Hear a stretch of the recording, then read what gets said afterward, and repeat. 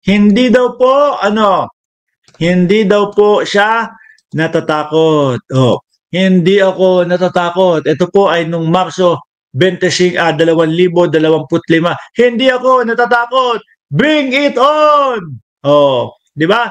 At kaduktong pa niyan, mga bossing, yung sinasabi niya na, come on, Mr. Trillanes, make madi. Ikaw na daw ang magposas kapag ka dumating ang ICC. Matutunghayan po natin yan. No, siyempre ho, si Trillanes, mag-aantay lang ng go signal yan. Kung papayagan ba siya na siya ang magposas. Tingin ko kapag ka ganun ang nangyari at sinabi, o sige, Trillanes, ikaw ang magposas. Tingin ko darating mo si Trillanes at poposasan si Bato de la Rosa Di ba? Hindi daw siya natatakot pero magtatago sa Senado. Wow, oh. Di nagulantang nga daw sila Nabulabog daw ang kampo ni Boss Bato de la Rosa, mga bossing, doon sa bantang ICC warrant. Oh, di ba?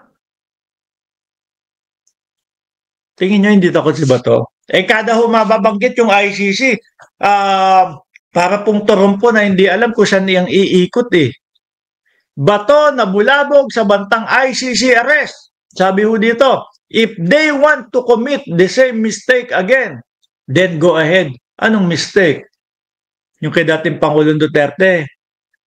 Naku, mukhang ang sasabihin ho nitong mga ito, mga bossing, si Bato kinidnap din. Ayan na nagpa-pattern na ho. Kung gusto nila na gumawa ng parehas na pagkakamali, di sige, arestuhin nila ako. Go ahead, no? Si dating Pangulong Duterte daw, berewek na, berewek, sabi ni Bato de la Rosa. If they want to commit the same mistake again, then go ahead. They can do what if they can do that if they want to make another mistake. Hindi pagkakamali yun. Majority ng mamamayang Pilipino, ang tingin doon, legal na pag-aresto. Diba? May warrant of arrest, may mga kapulisan, binasaan ng Miranda rights. Ibinigay lahat ng karapatan ng dating Pangulong Duterte. Ano yung iniiyak ninyo na kidnapping? Walang kidnapping na nangyari Kaya yung mga kaso nila kay Boying Remulla, na keso daw po pinapadisbar, pinakidnap daw po ni Boying Remulla. Wala doon. Wala doon, tatagos. Lahat po yun, tingin ko, mababasura mga kababayan. Di ba? Bakit? Saan ka nakakita ng kinikidnap na sandamukal yung kapulisan doon? Ang kidnapping mga bossing, kung isa kang pribadong citizen, hindi ka pulis, hindi ka ganito, ganyan, wala kang karapatang umaresto. Yun mga pulis ang umaresto sa pangunguna ni General Torre Paano mo ngayon sasabihin na kidnapping iyon at may warrant of arrest? Hindi naman, kumbaga, hindi naman po pribado ang pagkakahuli o pagkakasakay sa eroplano ng dating Pangulong Duterte. Kaya wala pong tatayo doon sa kidnapping.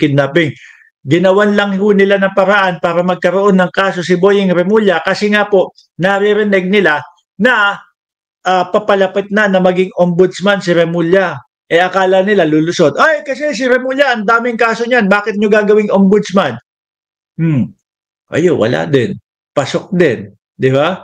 Ombudsman pa din. Sabi ni RC Rim, tama, dapat ang term na gamit ay arbitrary detention, hindi kidnapping.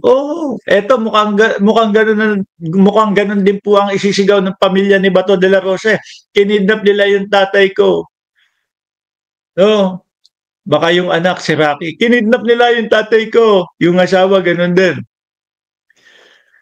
What they did to Duterte was a huge mistake para sa inyo mga DDS, no? Pero kami na sumusubaybay sa kwentong politika, kaya naman umabot sa ICC yan kasi, di ba, ano ginagawa ng dating Pangulong Duterte? Di ba tulog yung sa mga ombudsman nga daw, di umano. Yung mga ikinaso ni Trillanes ng mga hindi daw pumakita ng bagong ombudsman. So ikaw, sa palagay nyo, kapag ang kakasuhan mo, presidente, ano mangyayari doon sa kaso mo? wala, mababasura at hindi papansinin. Kaya ang ginawa nila, ICC, sila pumunta para madinig sila. Kasapi, miyembro tayo ng ICC nung mga panahon na yon. Oh, yun ang nangyari dyan.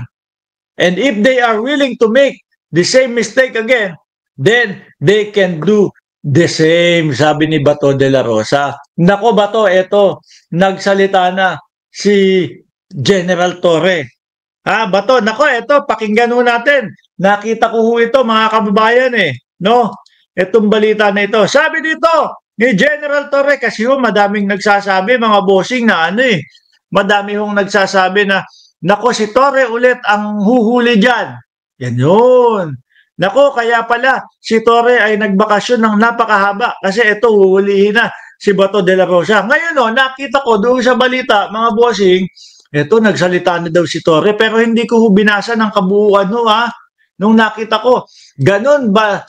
Nang nakita ko may sinasabi si Bato, ganun na ba sila kadesperado? Sabi. Si Bato daw. Senator Ronald Bato de la Rosa on linking Metro Manila flood woes on Dolomite. Ay, Dolomite pala to. Kayo naman, pinapakaban nyo kasi si Bato No? Pinapakaban nyo si Bato de la Rosa. Ganun na ba sila kadesperado na ililink yung Dolomite na mga buhangin doon sa pagbaha sa Cebu? Sabi ganun na ba sila kadesperado na maghanap ng diversion? Ganun na sila kadesperado na magmukha tuloy silang engot kapag ini-insist nila yan? Hindi ito. No? Yung isa. Ito, yung kay General Torre. Ito nga hindi. Tama, nandiyan na pala sa harap nyo. Former Philippine National Police Chief General Torre can't help but laugh when asked if he consider running on public office. Hindi pa pala to, Bato? Hindi, pero ready yan. Lagi si General Torre, mga bossing, lalo na po pag-arestuhan. Alive na alive lagi yan. Di ba? Kayo pinakaban nyo si Bato, hindi naman pala tungkol sa kanya.